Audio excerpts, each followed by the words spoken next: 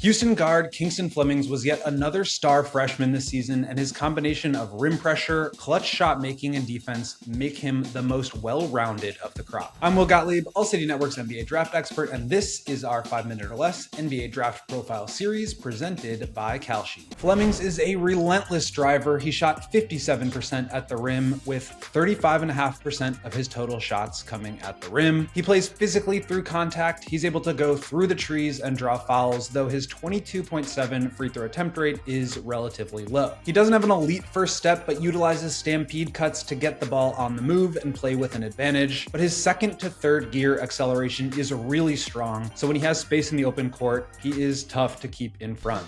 He's trying to blow by you in a straight line or get to an in and out dribble or crossover to change direction and help him get to the rim. And his patience and feel on drives is incredibly impressive. He knows when to accelerate, when to decelerate, and when to get all the way downhill. The drive game also sets up his passing, and Flemings is a really smart, high feel, deliberate player who led the big four guard prospects in assist percentage at 32.6. I didn't see a lot of flashy two steps ahead type plays, but he's got really good patience and vision on drives. He's not just barreling to the rim, instead taking his time, waiting for plays to develop, reading the defense and finding the right pass and making it look easy. He's got good chemistry with bigs in pick and roll, getting them on his back hip, throwing nifty pocket passes with really good timing and accuracy, and he's got good vision to the weak side corner as well if the help is pulling over. He's also a very solid mid-range shooter with nearly 42% of his shots coming in that area compared to 35.5% at the rim and 22.5% from three. And though that's not an ideal shot profile, he still made 44.5% of his mid-range attempts and looked his most comfortable getting into that area. He plays well attacking closeouts, bumping off contact and raising up off 2 feet.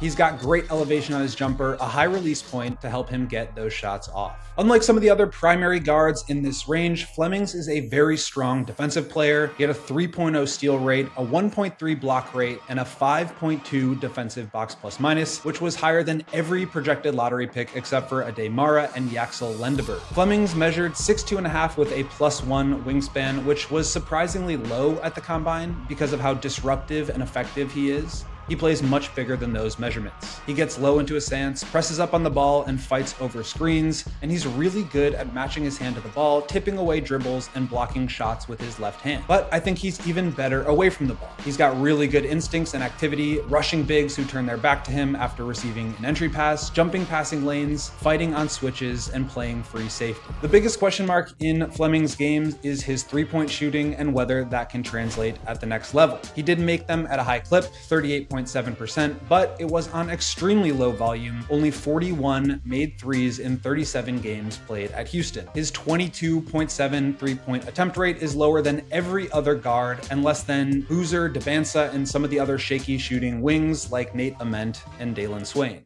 His form is a bit unorthodox. It's a slow load up to the top and a bit of a catapulty release, and he'll need to speed that up and improve his consistency to be able to utilize that threat of his shot to open up driving lanes. With that being said, he has good touch indicators in the form of an 84.5 free throw percentage and a fearlessness dribbling into high leverage threes with confidence. He was incredibly clutch at Houston. My stat-based player comp generator produced Javon Small, Peyton Pritchard, and Ty Jerome as some of his closest statistical comparisons. In terms of his combine measurements, Flemings came in a bit shorter and less lanky than expected. 6'2.5" with a 6'3.5" wingspan, he compares closely to Jared Butler, Trey Mann, and Kyrie Irving. As far as play style, John Wall, De'Aaron Fox, and Derrick Rose have also been comped, but I don't think he's quite there in terms of breakaway speed or scoring pedigree. I like Cason Wallace, though he measured much longer than Flemings, but Flemings does have more juice on the ball. Flemings should land somewhere between 5 and 10 on draft night, and Atlanta needs a capable defensive point guard with some creation chops, and Flemings would help solve some of their roster construction challenges. Dallas also needs a flag complement and would benefit from a guard who can both defend and grow into a secondary offensive engine. I also love the Oklahoma City Thunder as a fit, and hear me out, OKC is facing $500 million luxury tax payment, and they have all the picks in the world to be able to move up a few spots to snag Flemings. That would offer them the flexibility to move on from some of their bigger contracts, and even Case and Wallace before they need to pay him, and continue churning out high-level role players on rookie-scale contracts. Right now, Kingston Flemings is trading at only 18% to go top 5, and you can buy in or out of your position at any time. Sign up using promo code ALLNBA and get $10 when you trade 10. Which guard prospect do you like the best? Let us know